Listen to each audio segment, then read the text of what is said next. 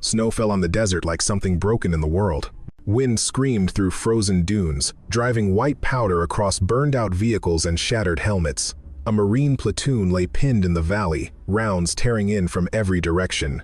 While they shivered from cold and fear, she stood apart, wrapped in white camouflage, cradling a rifle with a stock the pale pink of a winter rose. Someone laughed. Nobody laughed after the shot. The satellite images had shown nothing. Lieutenant Marcus Webb stared at the frozen wasteland, stretching before 2nd Platoon, watching his breath crystallize in the impossible cold. Afghanistan didn't do this.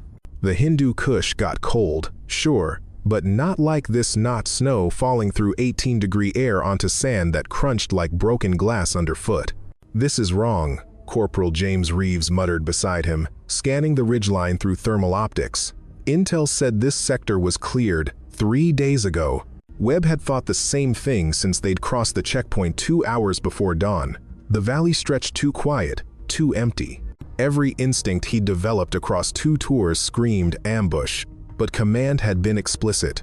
Investigate the weapons cache, verify destruction, return by 0800. They'd found the cache, or what remained of it, a crater still smoking despite the snow, suggesting demolition within the past 12 hours. Professional work, precisely shaped charges, not the crude IED construction they'd expected. That was when the first RPG had torn through Corporal Davis's position.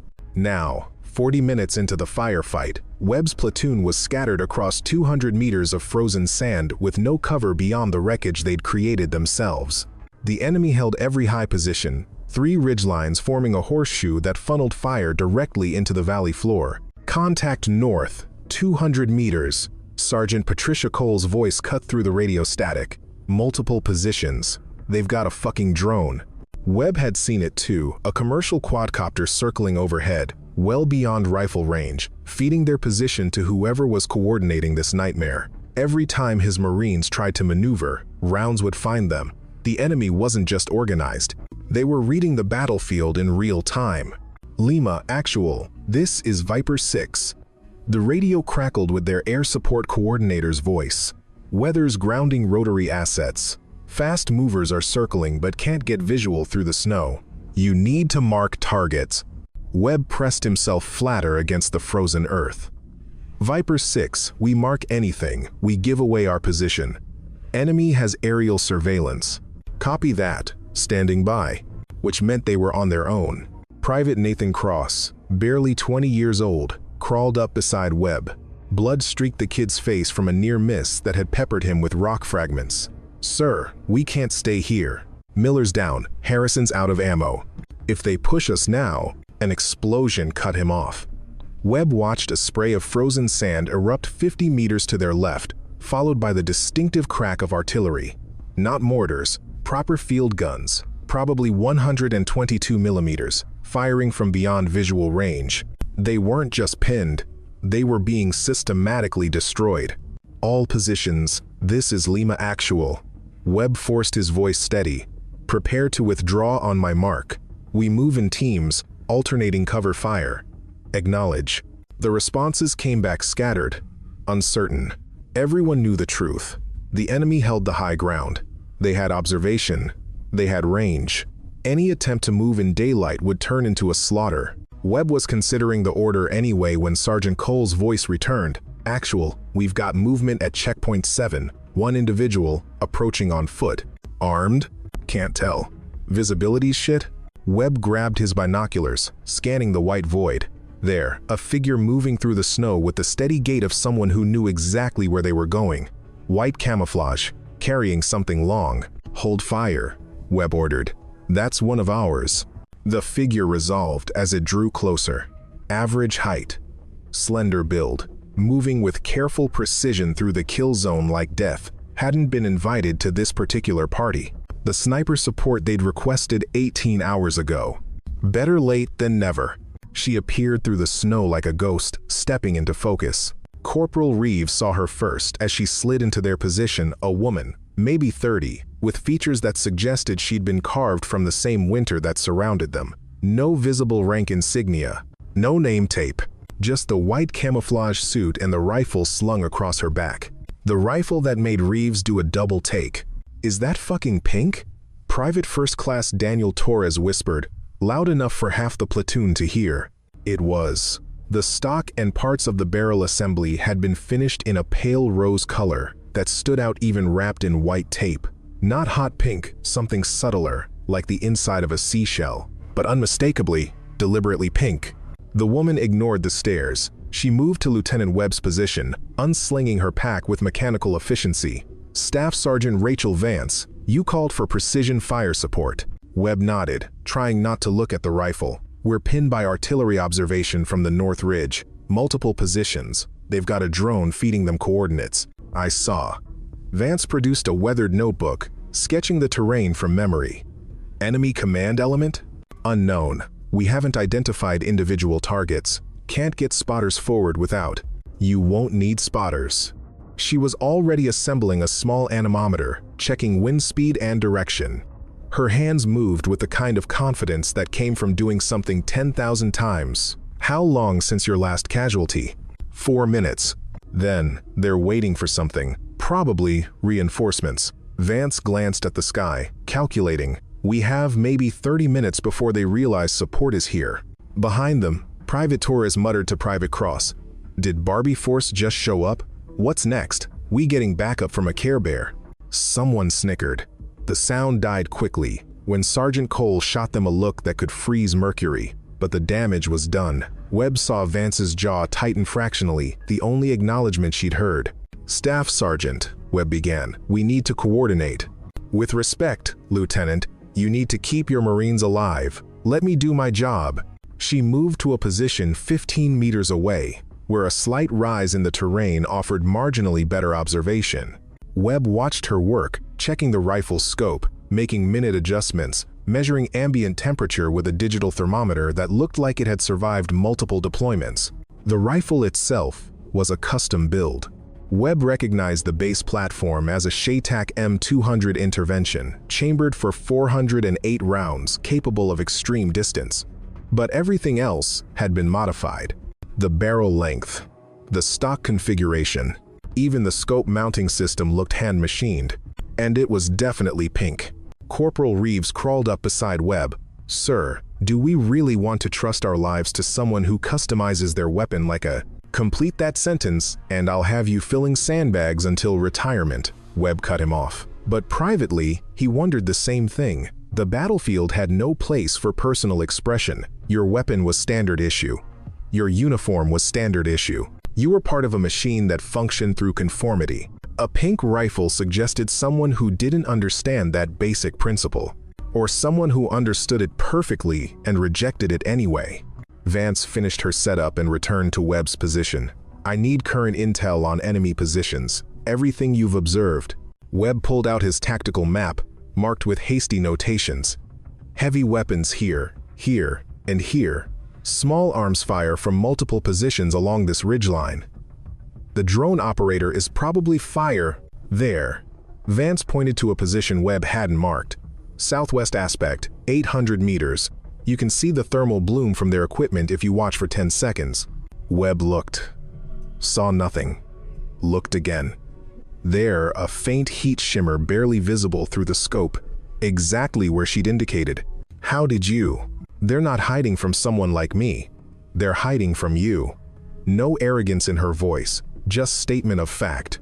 "They assumed you wouldn't have anyone who could read terrain at distance. Can you hit that position? Then take the shot. Remove their observation, and we can." No. Vance was studying the northern ridgeline with an intensity that made Webb uncomfortable. "That's not the target that matters. Staff Sergeant, every second they have that drone in the air. They're running a professional operation. Multiple redundancies. Kill the drone operator, someone else takes over. We need to remove whoever is coordinating this entire ambush." She glanced at him. "Who's doing this to you isn't on any of those ridgelines. They're far back, watching, directing." Webb felt something cold settle in his stomach. How far back? Vance didn't answer immediately. She was doing calculations in her head, cross-referencing terrain features with what Webb assumed were tables of fire she'd memorized years ago. "I'll need to confirm wind patterns first," she finally said. "But if I'm reading this correctly, 5,000 meters. Maybe 6. The cold in Webb's stomach became ice. That's beyond effective range for a standard engagement. Yes. Vance met his eyes, and Webb saw something there he hadn't expected. Not arrogance, not confidence, just absolute certainty. Let me work. She moved back to her position. Behind Webb, he heard Private Torres whisper, "No way Barbie makes that shot. This isn't Instagram. This is actual war." Webb didn't reprimand him this time, because privately, he agreed. The artillery round hit 30 meters from Sergeant Cole's position. Shrapnel tore through the air with a sound like tearing metal. Cole felt the impact through her bones, watched frozen sand cascade down like lethal rain. When the dust cleared, Lance Corporal Benjamin Harrison lay crumpled against a boulder, blood spreading across snow in a pattern too red, too fast. "Corpsman!" Cole's voice cut through the ringing in her ears. Harrison's hit. Hospital Corpsman Second Class Jennifer Walsh scrambled through the kill zone with the kind of courage that made Marines follow corpsmen into hell itself. But even from 50 meters away, Cole could see Walsh's hands hesitating over wounds that had no good answers. Lieutenant Webb's voice crackled over the radio. "Cole, status?" "Harrison's critical. He needs immediate evacuation. Evac is grounded." "Weather." "Then he's dying here, sir." Silence on the radio. The kind of silence that acknowledged hard truths nobody wanted to speak aloud. Cole crawled to where Staff Sergeant Vance lay prone, still studying the northern ridgeline through her scope. "Can you hit whoever's calling in that artillery?" "Not yet." Vance didn't look up from her scope. "Wind's shifting. I need another 10 minutes to confirm patterns." "We don't have 10 minutes. Then he dies, and I miss, and everyone dies." Vance's voice remained perfectly level. "War is patient. Be patient with it." Cole wanted to grab the woman, shake her, demand action. Instead, she watched Vance make another microscopic adjustment to her scope, utterly focused, while Harrison bled out 40 meters away. "You could at least try," Cole heard herself say. "Better to do something than nothing." "No." Vance glanced at her briefly. "Better to do the right thing at the right moment than the wrong thing now. That's the difference between precision and desperation." Cole crawled away before she said something that would end her career. Back at Webb's position, the mood had shifted from tense to poisonous. Private Cross sat with his back against a destroyed vehicle, staring at nothing. Corporal Reeves checked his remaining ammunition for the 5th time, his movements jerky with barely suppressed panic. "Where's our fucking air support?" Private Torres demanded. "Where's the artillery? Where's anyone?" "Stand down, Torres." Webb's command lacked its usual force. "That sniper's been here 30 minutes and hasn't fired a single shot." Meanwhile, Harrison's bleeding out because she needs perfect conditions or whatever the hell. "I said stand down, but the damage was spreading." Webb could see it in how his Marines looked at each other, at him, at the woman with the pink rifle who seemed content to wait while they died around her. Corporal Reeves moved close enough for a private conversation. "Sir, with respect, maybe we should consider making our own move. We can't just sit here while she..." "While she what, Corporal? Does her job?" "Does she, though?" Reeves gestured toward Vance's position. "She shows up with a weapon that looks like it belongs in a toy store, refuses to engage targets we can see, and tells us to wait while we're getting shredded. That's not doing her job. That's being a liability." Webb wanted to argue, couldn't find the words, because he'd been thinking the same thing. He crawled to Vance's position, found her making notations in her weathered notebook, numbers and calculations that meant nothing to him. "Staff Sergeant, my Marines are questioning whether I'm competent." Vance didn't look up. "I know. They always do." "Then help me understand what you're doing." "Winning." She pointed north. "That ridge is 4,700 meters. The ridge behind it is 5,300. The ridge behind that is between 58 and 6,100, depending on specific position. I've identified 17 individual firing positions. None of them matter." "Then what does?" "Whoever is coordinating all 17 from a position that gives them complete observation while keeping them outside your effective range."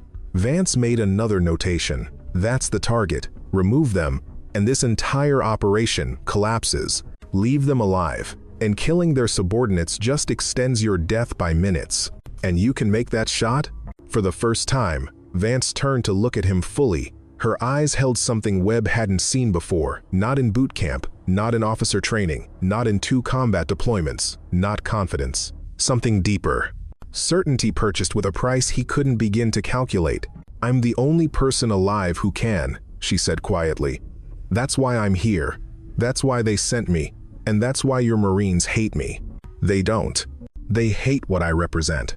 The idea that war can be won by one person doing one thing perfectly, instead of many people doing many things adequately. It offends their sense of how combat should work. Vance returned to her scope. "Let them hate me. Just keep them alive long enough for me to do my job." Webb crawled back to his position, Vance's words echoing in his head. Another artillery round hit, this one even closer. The impact sent frozen sand raining down across his Marines' positions. Through the scope, Webb could see movement on the northern ridgeline. Not an attack, not yet. Just positioning. Like predators circling, waiting for the perfect moment to strike. His radio crackled. "Lima Actual. This is Viper 6. Weather's clearing enough for a gun run, but we need targets marked with negative. Viper 6. Enemy has aerial surveillance. Marking anything gives away our position. Copy, but be advised, we're running out of time. Command is pressuring for resolution." Resolution. Military speak for accepting casualties, calling the mission compromised, extracting whoever could still walk. Webb looked at his Marines. Cross, barely 20. Torres, talking about his daughter's 3rd birthday next month. Cole, 3 weeks from rotation home. Harrison, bleeding out, while Corpman Walsh did everything possible with nothing to work with. Then he looked at Vance, still and silent, making calculations only she understood. Viper 6, stand by. He didn't know what else to say. Corporal Reeves saw it first. Movement. Northern ridge. Range. He paused, checked his rangefinder again. What the hell? This can't be right. Lieutenant Webb grabbed his binoculars. Through the snow, barely visible even at maximum magnification, he could make out a structure, not permanent. Some kind of observation post, positioned on a ridgeline so distant it seemed more geographical feature than tactical position. "Range?" Webb demanded. "Sir, my equipment says 6,040 meters. But that's impossible." Staff Sergeant Vance materialized beside them. She'd moved with that same ghost-quiet efficiency that made Webb wonder if snipers practice teleportation. "No, wait, that's perfect." She was staring at the distant position with an expression Webb couldn't quite read. Not excitement, something more complex. Like a mathematician encountering a problem that shouldn't have a solution but clearly did. "That's them," Vance said. "That's command." Webb looked again. The position was so far away it existed at the edge of perception, where distance became abstraction. How can you possibly know that? Because it's exactly where I'd be. Vance was already calculating, her fingers moving through numbers only she could see. Perfect observation, protected by distance and weather, able to coordinate multiple elements without exposing themselves to counter battery fire. Nobody can shoot 6,000 meters. One person can. Vance glanced at him. "The question is whether you'll let me try." Sergeant Cole had crawled up during the exchange. "Let you try? Harrison's dying, we're pinned down, and you want permission to attempt the impossible instead of hitting targets we can actually reach? Those targets don't matter. They matter to me. They matter to every Marine who's getting shot at right now." Vance met Cole's glare without flinching. "You think tactically. That's your training. Identify immediate threat. Eliminate. Move to next. It served you well, but this isn't that kind of fight." "Then what kind is it?" "Surgical." Vance returned to studying the distant ridge. "They're running this ambush like a medical procedure. Multiple redundancies. Backup plans for backup plans. You can kill every forward element and they'll simply call in more fire. But remove the surgeon." She paused. "Operation collapses." Webb studied the distant position. Even with maximum magnification, it was barely visible. A shot at that range would have to account for wind, temperature, air density, the Coriolis effect from Earth's rotation. The bullet would be in flight for over 7 seconds. In that time, a target could move, the wind could shift, Atmospheric conditions could change. It wasn't a shot, it was speculation with ballistics. Staff Sergeant Webb chose his words carefully. I've seen long-range engagements, 1,200 meters, 1,500. Those are feasible with proper equipment and conditions, but 6,000 is impossible for anyone else. Vance's voice remained level. The longest confirmed kill in military history is 3,500 meters. British sniper. 338 Lapua Magnum. Afghanistan, favorable conditions. That record has stood for over a decade because it represents the practical limit of conventional marksmanship. So you're saying, I'm saying I'm not conventional. The way she said it carried no arrogance, just fact. Like saying water was wet or sand was rough. A truth so fundamental it needed no defense. Private Torres, who'd been listening, let out a bitter laugh. This is insane. We're actually considering letting Barbie here attempt a shot that's physically impossible instead of engaging targets we can hit. The targets you can hit won't save you, Vance said without turning. Neither will missing at 6,000 fucking meters. I won't miss.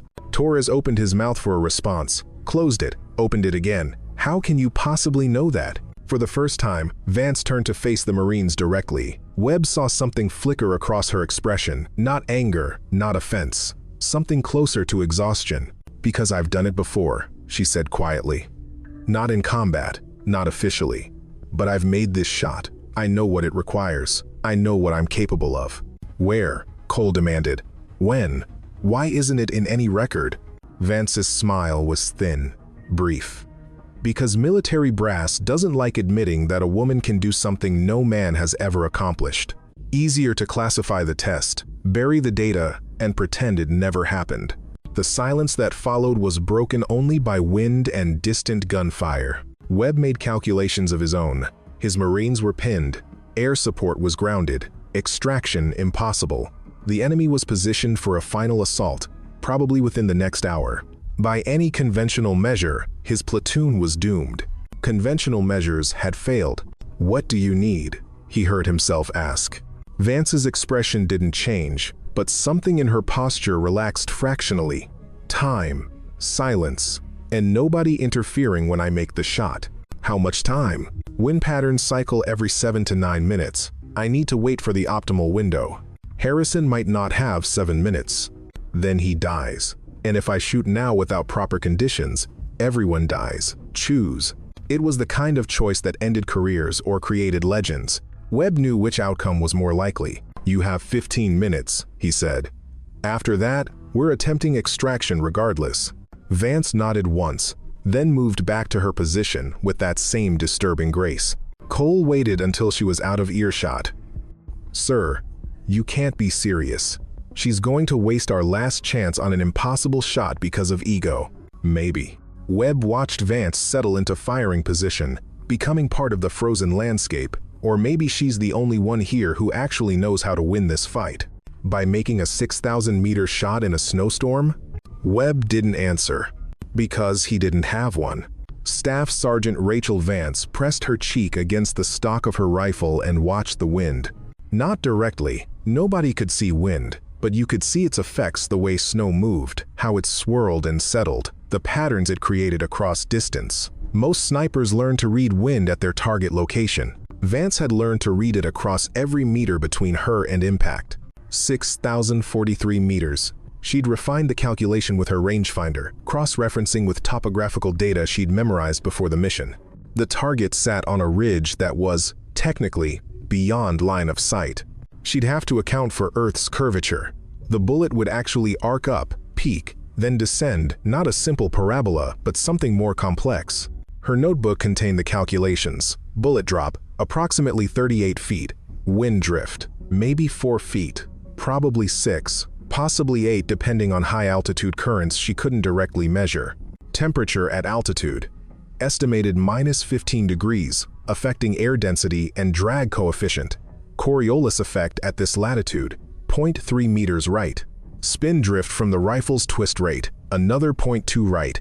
Each variable stacked on top of others, creating a cascade of uncertainty that could send the bullet 3 feet left or 4 feet right, or burying it in the sand 50 meters short. This was beyond marksmanship, This was mathematics having a conversation with chaos theory, and chaos was winning.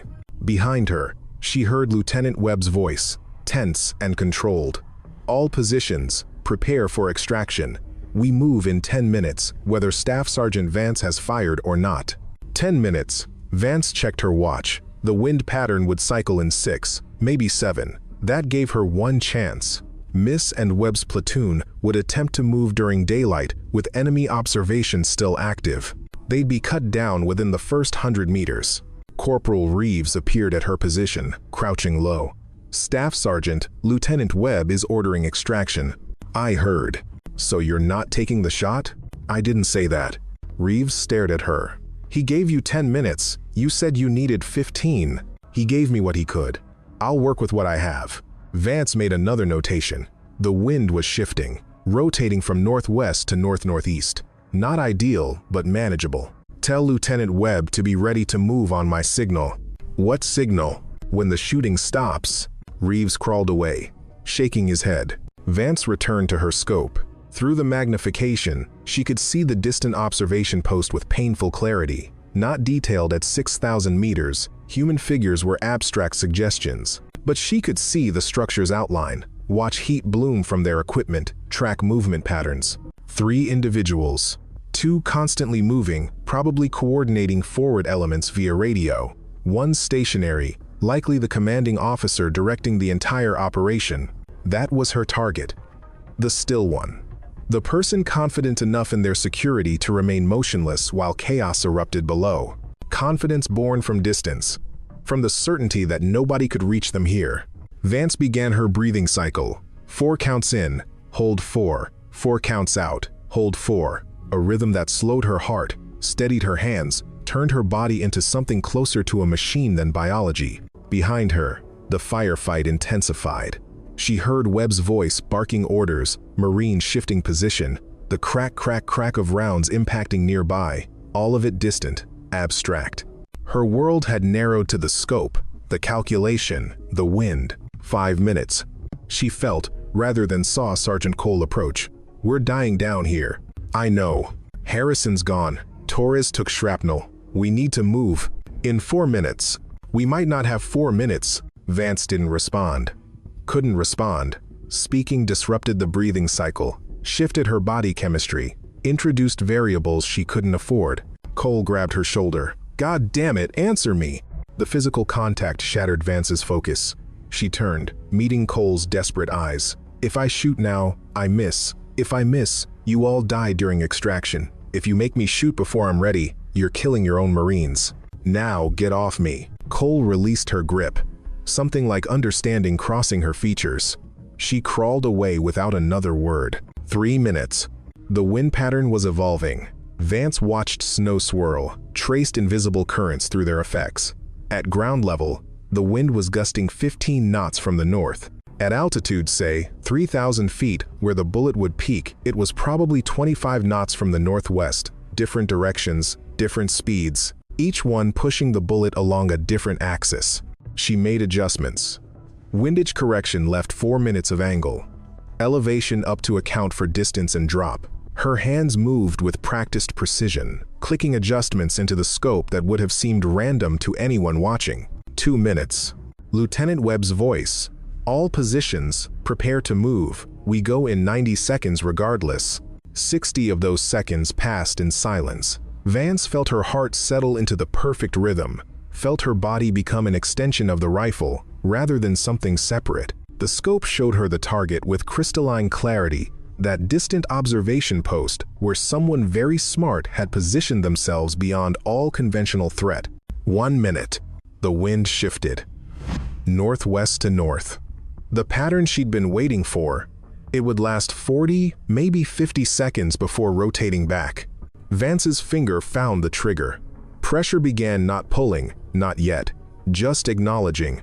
Establishing contact between intent and mechanism. 30 seconds. Webb's voice. Behind her, she heard Marines preparing to move. The rustle of equipment, the quiet click of magazines being checked, the sound of people preparing to die trying. 20 seconds. The wind held steady. Temperature stable. Her breathing stopped at the bottom of the exhale, Lungs empty, body perfectly still. 10 seconds. She heard Webb. On my mark. Vance squeezed. The rifle recoiled with authority that had nothing to do with violence and everything to do with physics. The sound cracked across the frozen desert, sharp and final. Then silence. Not the quiet of waiting. The silence of held breath. Of every Marine frozen in place, watching, wondering if the woman with the pink rifle had just killed them all. The bullet screamed through -20-degree air at 2,900 feet per second. 1 Mississippi. It crossed the first kilometer in just over 1 second, already dropping, already drifting right from the Coriolis effect. Wind caught it immediately, a 15-knot crosswind that pushed left, fighting against the bullet's natural drift. The two forces competed while the bullet continued forward, upward, beginning its arc. 2 Mississippi. At 2,000 meters, the bullet was climbing, still supersonic, still stable, but drag was accumulating. Every molecule of frozen air created friction. Temperature affected air density, which affected resistance. The bullet began to slow, its trajectory curving more steeply as gravity exerted dominance over momentum. 3 Mississippi. Halfway there. 3,000 meters. The bullet peaked at 42 feet above its starting elevation, hung there for an instant too brief to measure, then began descending. It was still supersonic, but barely. The crack of its passage would arrive at the target slightly after impact, assuming impact happened at all. At the observation post, 6,000 meters north, Commander Khalid Bashir stood watching his perfectly orchestrated ambush through binoculars. 43 years old, 2 decades of experience. Former military intelligence officer turned insurgent leader. He designed this operation with mechanical precision, multiple redundancies, overlapping fields of fire, perfect observation while remaining unreachable. He watched the Americans below, trapped and dying, and allowed himself the luxury of satisfaction. This would be textbook, the kind of ambush analyzed in military academies for years to come. 4 Mississippi. 4,000 meters. The bullet was fully subsonic now, dropping fast, drifting in ways that violated intuition. Wind patterns at altitude pushed it northwest. Ground-level winds pushed it back. The competing forces created a wobble, a slight yaw that could send the bullet anywhere within a 6-foot circle. Bashir lowered his binoculars, turning to his radio operator. Tell forward elements to prepare final assault. The Americans will attempt extraction within. 5 Mississippi. 5,000 meters. The bullet was falling now, really falling. Terminal velocity in the service of terminal purpose. It passed through a pocket of warmer air that bent its path fractionally left, crossed a wind shear that pushed it back right, plunged through snow that melted against superheated copper jacketing. 6 Mississippi. Bashir saw something at the edge of his peripheral vision. Not the bullet, impossible to see a 408 round at this distance, but something, a disturbance in the air, a sense that physics had turned its attention to this specific point in space-time. He started to turn. 7 Mississippi. The bullet impacted Commander Bashir's chest slightly left of center, traveling at 850 feet per second subsonic now, but still carrying over 5,000 foot-pounds of energy. It punched through sternum, obliterated heart and both lungs, exited between shoulder blades, and embedded itself in a sandbag 3 feet behind where Bashir had been standing. His 2 subordinates had perhaps 1 second to process what had happened, to understand that their commander had simply ceased to exist as a functional entity, to realize that the crack they heard wasn't incoming fire, but the sound of something that had already killed him catching up to itself, to comprehend that someone, somewhere, had just made an impossible shot. Then chaos. The observation post erupted in confused voices. The radio operator tried calling forward elements, but Bashir had been the only one with complete operational knowledge. The artillery coordinator hesitated, uncertain whether to continue fire without command authority. The UAV pilot brought his drone lower, trying to understand what had happened. At 6,043 meters, Staff Sergeant Rachel Vance watched through her scope as the observation post collapsed into disorganization. She'd tracked the bullet through memory rather than sight, 7 seconds of flight time experienced as mathematical certainty rather than visual confirmation. When she saw the target drop, saw his subordinates react with the kind of panic that comes from sudden decapitation of leadership, she knew. "Target down," she said quietly. Lieutenant Webb, frozen beside her, stared through his own binoculars. I can't see. You won't. Not at this distance. But watch their forward elements. Across the valley, along the ridgelines where enemy positions had been maintaining disciplined fire, confusion rippled outward. Radio calls went unanswered. Coordinated fire became sporadic. The artillery, lacking targeting data, went silent. The UAV made one more pass, then began climbing, retreating. Within 90 seconds of Vance's shot, the entire ambush was dissolving. Not retreating, dissolution was more fundamental than retreat. The organism had lost its brain. What remained were independent cells acting on outdated instructions. Uncertain, vulnerable. Webb's Marines, trained to recognize tactical shifts, began firing with renewed accuracy. Without coordinated suppression, enemy positions became targetable. What had been an impregnable network became isolated strong points. Corporal Reeves crawled up beside Vance, his face blank with something beyond shock. That was 6,043 meters. Vance was already disassembling her rifle, movements automatic. Wind drift was 0.4 meters more than calculated. Temperature gradient affected drop by maybe 3 inches. I'll need to adjust my tables for future reference.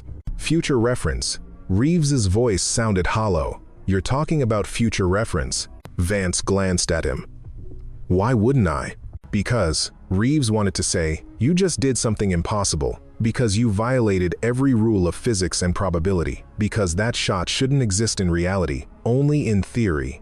But watching Vance calmly pack her equipment with the efficiency of someone completing routine paperwork, Reeves understood something that made his hands tremble.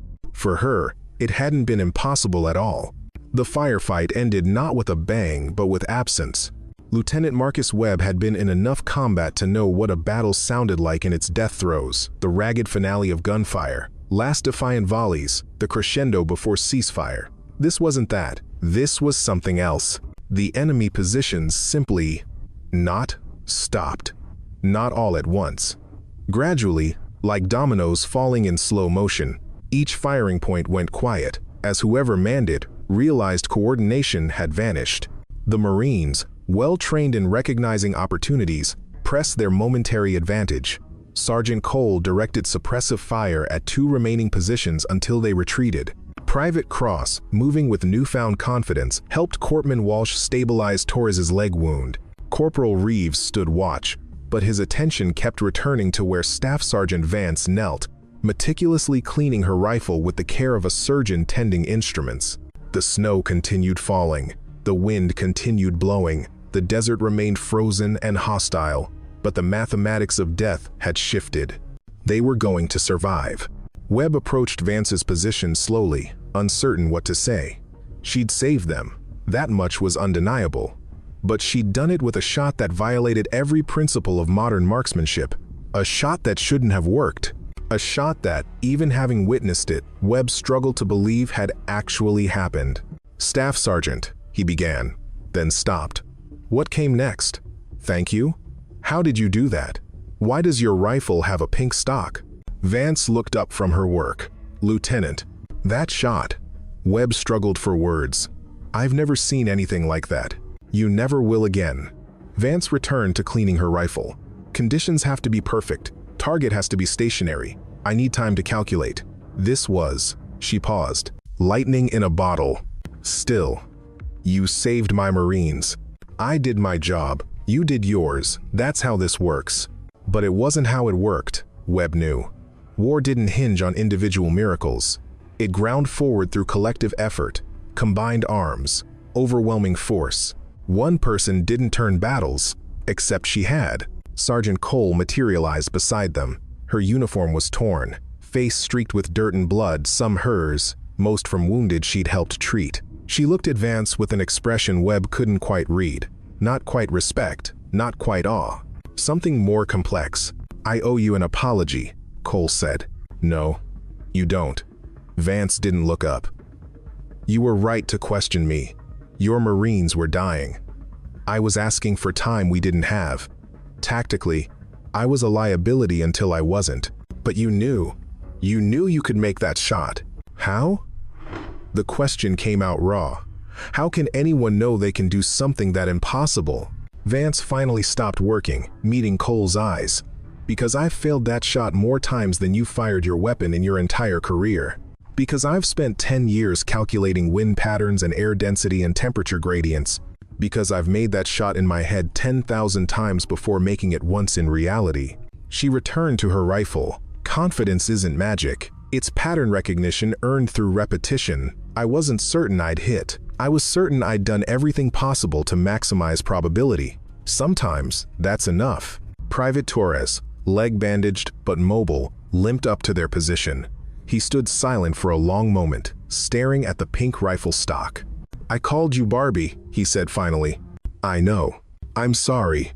Don't be." Vance finished reassembling her rifle, checked the action once, then looked at Torres. "You reacted to something that challenged your worldview. That's human nature. What matters is whether you learn from being wrong." Torres nodded slowly, then extended his hand. Vance shook it. No more words. None needed. Around them, the platoon was beginning to function again. Corporal Reeves organized a security perimeter. Corpsman Walsh continued treating wounded. Private Cross called in their situation to command, his voice steady now, reporting they'd broken the ambush and were secure. Webb watched his Marines move, watched them glance toward where Vance packed her equipment with methodical precision, saw them not quite smile, not quite understand, but accept. That was enough. "Staff Sergeant," Webb said, "I'll be recommending you for—" "Don't." Vance's voice was flat. "Don't recommend me for anything.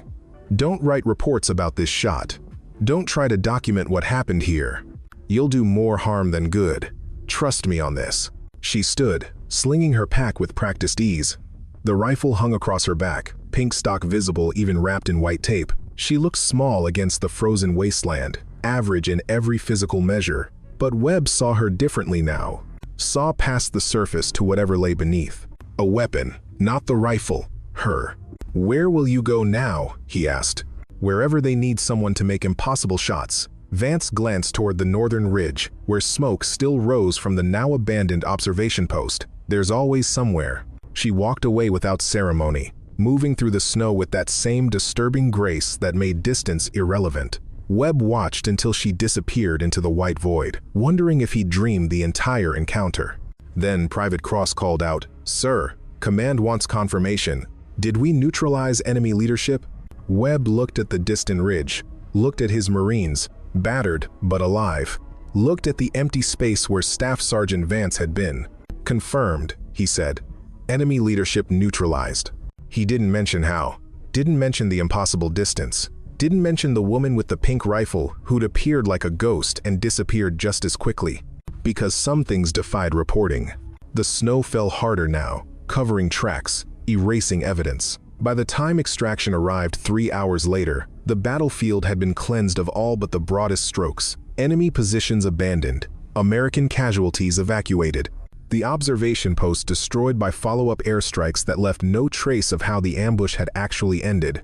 In the official after-action report, Lieutenant Webb wrote that enemy leadership had been neutralized by precision fire support. Technically true, completely inadequate, but adequate was what military brass wanted. Adequate was what fit into doctrine and understanding. The impossible was classified and forgotten. 3 weeks later, in a debriefing room at a classified location, Staff Sergeant Rachel Vance sat across from a colonel whose name she hadn't been given and wouldn't remember if she had been. 6,043 meters, the colonel said, reading from a report that officially didn't exist. "That's unprecedented." "Yes, sir."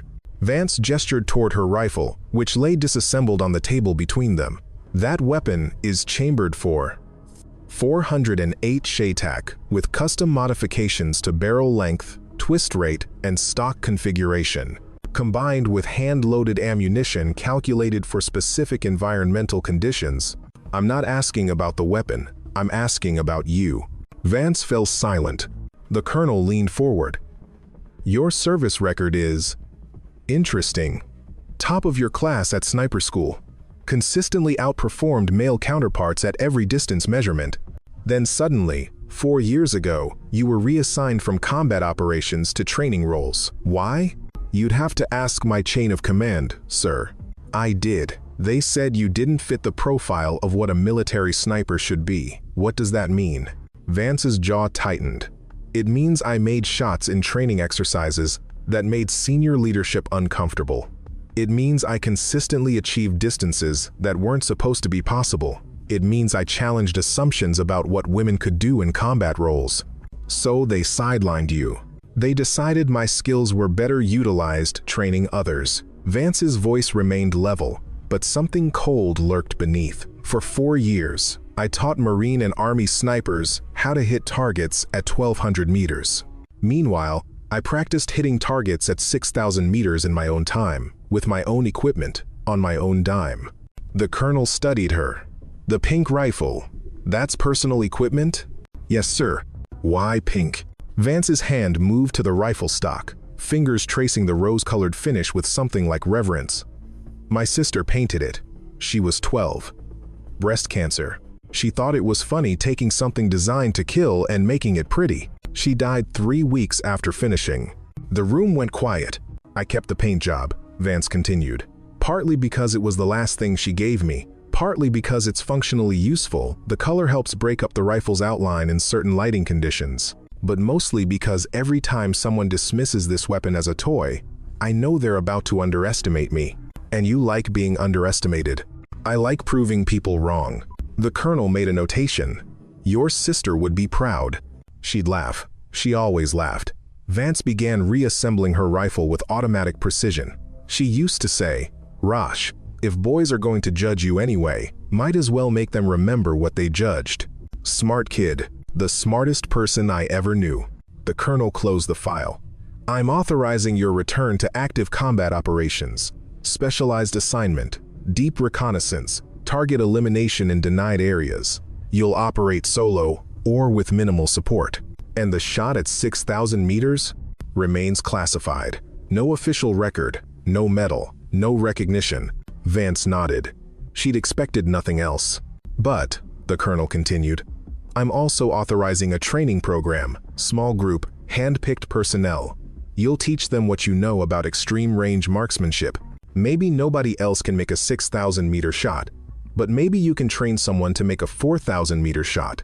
Maybe that's enough. It would be better than what exists now. Then we have an understanding. The colonel stood, extending his hand. Welcome back to the war, Staff Sergeant. Vance shook his hand, then shouldered her rifle with the pink stock that carried her sister's memory and her own vindication.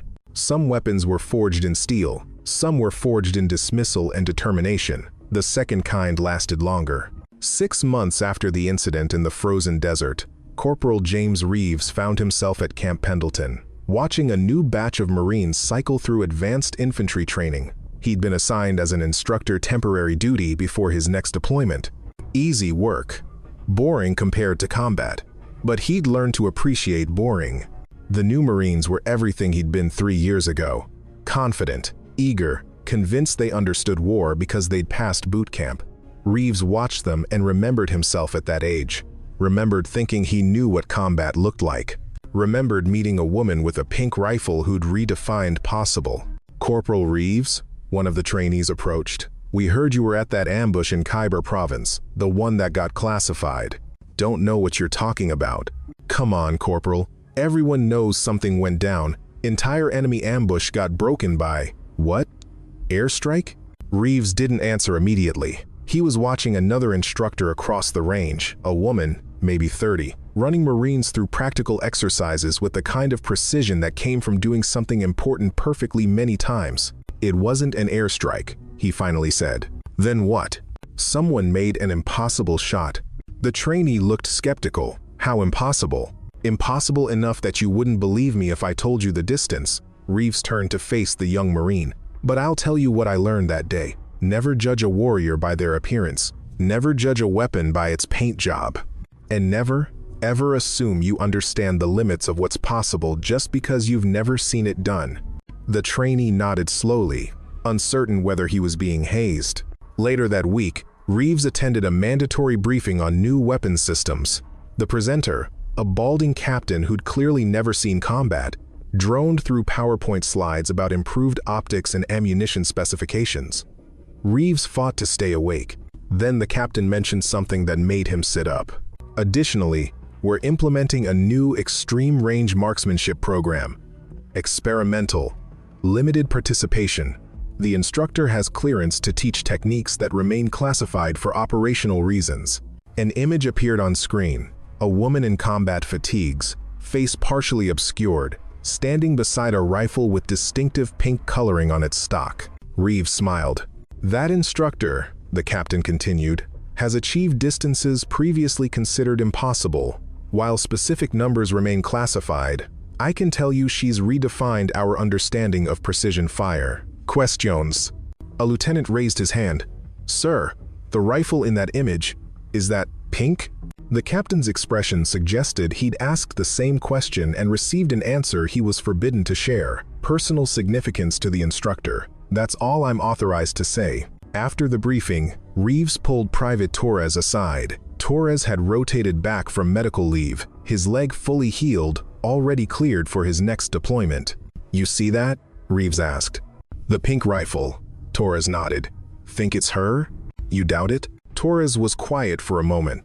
I used to think war was about strength, physical power, being tough enough to outlast the enemy. Then I met someone who won a battle from 6,000 meters away with a rifle painted by her dead sister. And now, what do you think? Now I think war is about being right when it matters most. Torres glanced at Reeves. She was right. We were wrong. And I'm never going to forget that. Neither spoke the obvious truth. That somewhere, in whatever classified corner of the military she now occupied, Staff Sergeant Rachel Vance was teaching others what she knew.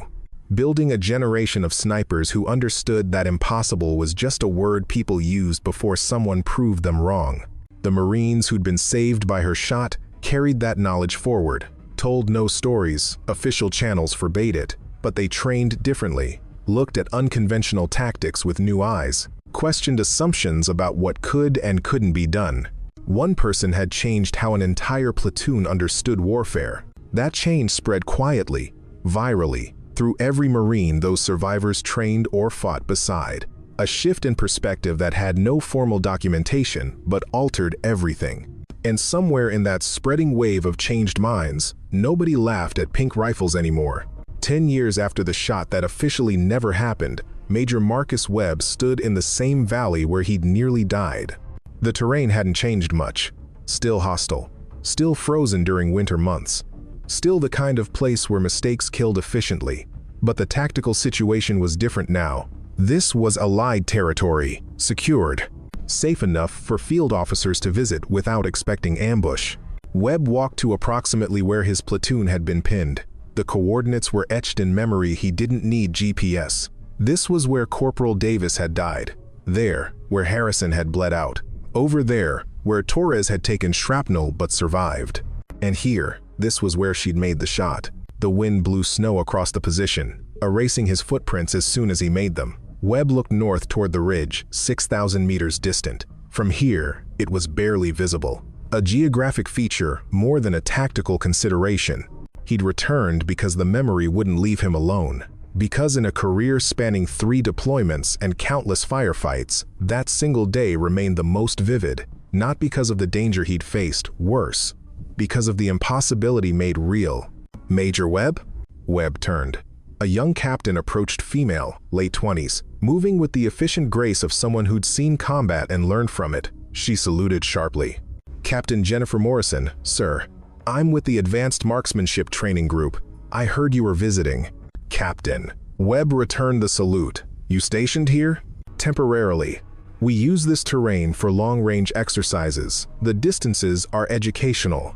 Something in how she said it suggested she knew exactly why Webb had returned. I understand you were here during the Khyber ambush. Webb nodded slowly.